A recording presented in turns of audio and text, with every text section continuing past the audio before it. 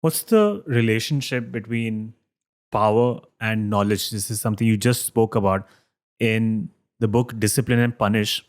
Michel Foucault says that power and knowledge are tightly coupled together. Those in power, they get to create knowledge, they get to create the institutions and the texts, and then they tell you who's on the right side of history, who's on the wrong side of history, what is the right text to follow, what is the right historical foundation. And then using knowledge, they're able to convert people into what he called docile bodies. And then it becomes a cycle of reinforcement. Knowledge is then used to keep those in power. Is Foucault right? Is that how it's done? Power and knowledge always tightly coupled? It is to a great extent, but there is always an individual who transcends it. You see, the beauty of all these theories is that there'll always be an exception. And that exception is the guy who transcends that straitjacket. Okay, so yes, knowledge, power, yeah, they are most times tied together. Whoever has the power will produce knowledge convenient to him or her, etc., etc., etc. But Alberto Mangel, in one of his writings, has this brilliant story, real story about Argentina, where one of, I'm assuming it's the time of one of the long army rules, the coups, the rule of the generals. There's nothing to eat. The economy had come to a standstill. There's nothing to do. There's no work, nothing to eat. Nothing whatsoever was happening in the country, and people were starving. People couldn't buy clothes, couldn't buy food, etc., etc. And so people started exchanging food and clothing by exchanging poems. You took, like currency, you took a poem to somebody and says, "Arey tumhare paas ye hai, mere ko dena jara." Take a poem and give me some food. This is where these theories crumble a little. There'll always be situations where an individual or a set of individuals will be able to transcend it. Transcend that straitjacket of defining reality as a subset of certainty.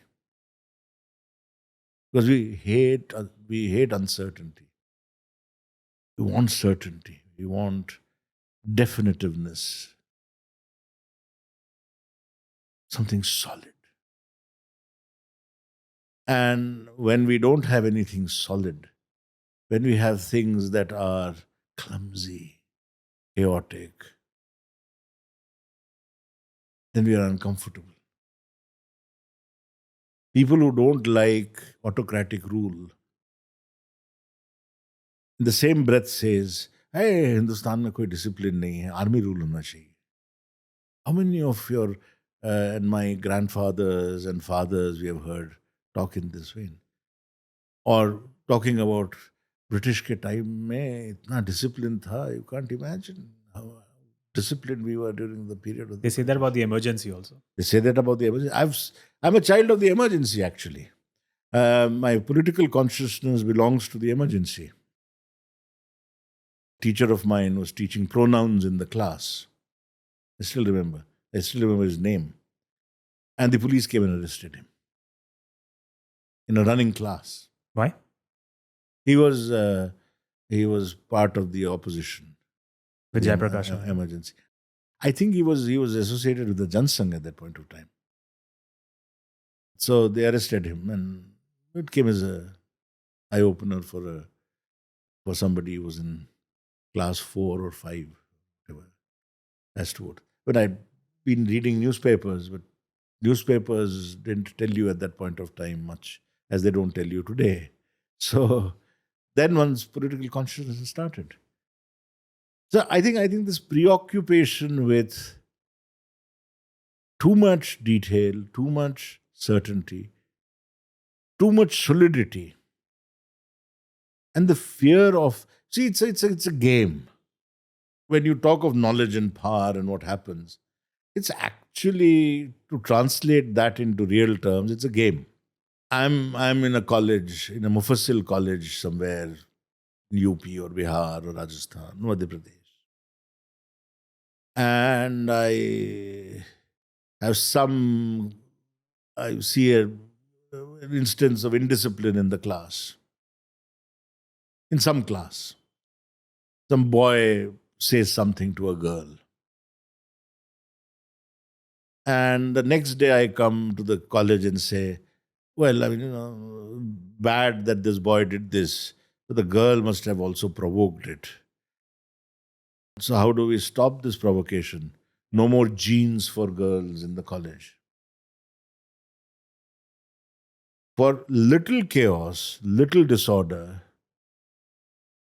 the people in power will come up with greater forms of power and authority Structure. and structure. It's a game, but it happens in the real world.